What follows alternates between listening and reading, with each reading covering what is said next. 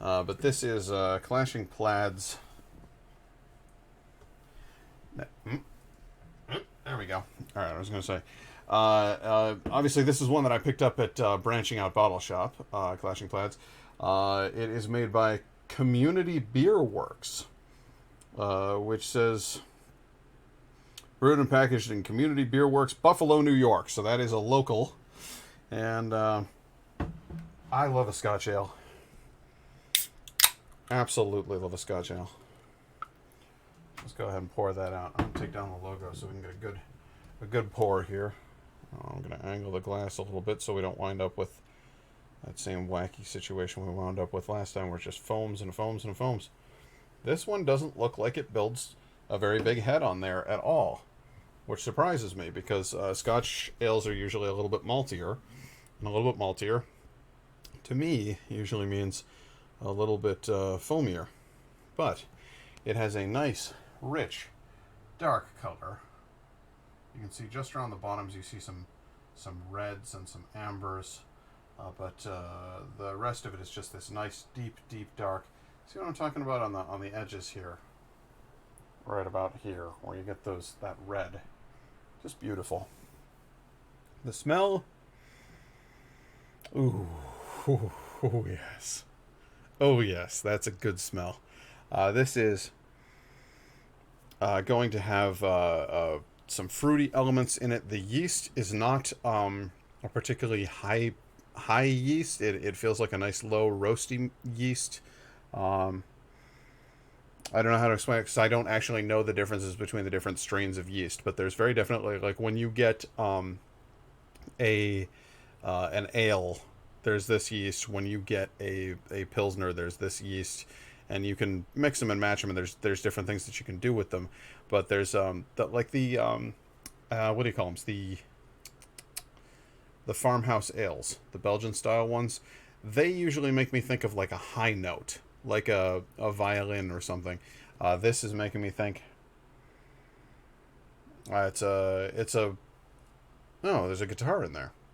Now, who knew? It's a nice mellow mid tones. Is what I'm getting. And then fruitiness, raisiny kind of stuff going on. I don't get any roasty toasty. I'm not getting any burn. I don't know. We'll find out. Let's have a taste.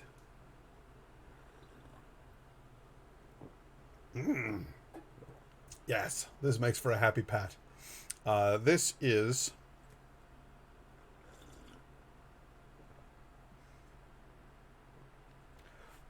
Well, it's got some wine flavors going on in there. Now, first of all, you've got your kind of grapey, raisiny stuff that goes on with your more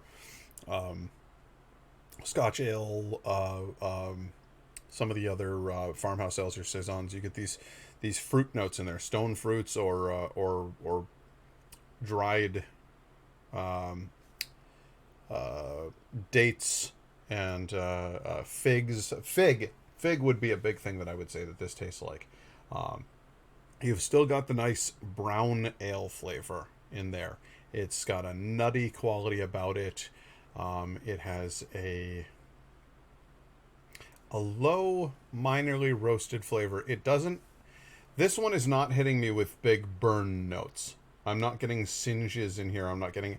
If you put a steak on the grill and you get a nice char going on those lines, you get that blackened, charred flavor in there, and you get that in some ales. I'm not getting a ton of it here, just enough, and just enough nuttiness to put it into ale country for me. But the rest of it is all just nice, sweet, fruity stuff going on.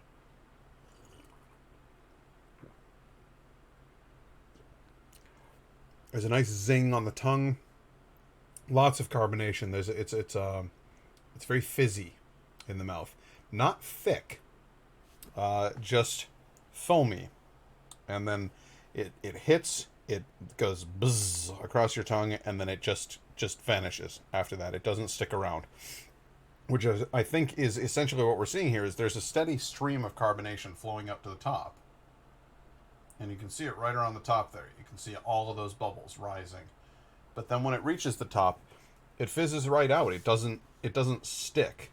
So I don't think this is a particularly glutinous beer. This one might be something that you would like, babe.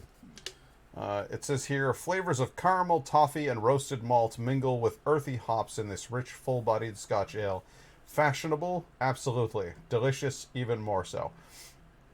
I would say I get the toffee. Caramel, it's not that sugary. It's not that sweet to me. Toffee, yes, definitely. Um, Candied nuts, roasted nuts that you get at the Ren Fair, definitely.